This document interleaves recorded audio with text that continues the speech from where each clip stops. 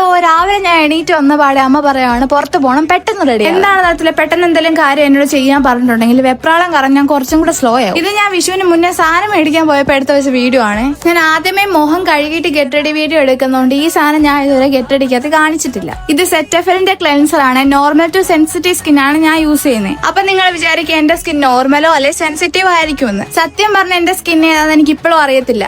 പിന്നെ ഏതെങ്കിലും യൂസ് ചെയ്യണല്ലോ എന്ന് വെച്ചൊരു കാറ്റഗറി അങ്ങ് എടുത്തേ ഉള്ളൂ. സ്കിൻ ഏതാണെന്ന് അറിയാൻ വേണ്ടി ഞാൻ മുഖം കഴുകിയിട്ട് ഒന്നും ഇടാതെ 1 മണിക്കൂർ വെച്ച് നോക്കി. ആദ്യം ഞാൻ അങ്ങനെ വെച്ച് നോക്കിയപ്പോ മൊത്തം ഒരു എണ്ണമയമായിരുന്നു. അപ്പൊ ഞാൻ വിചാരിച്ച ഓയിലി സ്കിൻ ആയിരിക്കും. വേറൊരു ദിവസം ഞാൻ ചെയ്ത് നോക്കിയപ്പോ നെറ്റിക്കും താടിക്ക് മാത്രം എണ്ണമയം. അങ്ങനെ എന്റെ പരിശ്രമം ഞാൻ അവിടെ ഉപേക്ഷിച്ചു. അങ്ങനെ മുഖം കഴുകി കഴിഞ്ഞിട്ട് ബാക്കി നമ്മൾ ചെയ്യുന്നത് സ്ഥിരം കലാപരിപാടികൾ തന്നെ. ഒരു 3 മാസത്തേക്കെങ്കിലും ഈ മിനിമലിസ്റ്റിന്റെ സിറവും അമ്മാരത്തിന്റെ മോയിസ്ചറൈസറും കൊണ്ട് വേണം എനിക്ക് പിടിച്ചു നിൽക്കാൻ. അതുകൊണ്ട് വളരെ കുറച്ച് മാത്രമേ എടുക്കാൻ പാടുള്ളൂ. നിങ്ങളുടെ കയ്യിലുണ്ടോ പൈസ കൊടുത്ത് മേടിച്ച് തേക്കാത്ത ഒരു ക്രീം?